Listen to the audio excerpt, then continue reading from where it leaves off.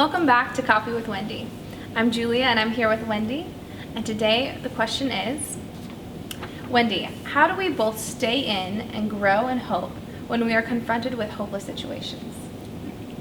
Well, first off, we have to remember that there are no hopeless situations. This is true.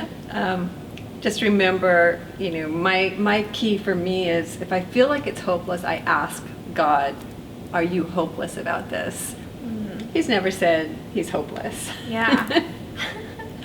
But I think you're talking about emotionally, how do we, stay in hope? And one of the first things is to realize you can't force hope. It's not an emotion you work up, because that would be very tiring. Exhausting. Yes.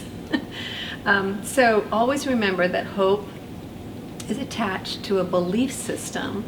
So to stay hopeful, we have to be training our brain to believe what is true. Another thing that I like to do is face my fears.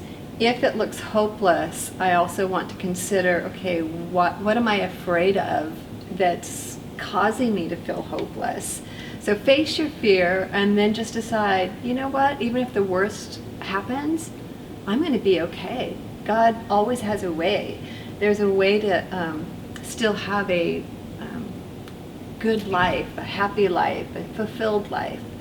And so the biggest thing I like to tell people is, one, give themselves grace while they're learning in the midst of it. So don't add condemnation to the hopelessness. Yeah, or shame. Yeah, that just doesn't work. So don't add condemnation, and celebrate yourself that you're learning.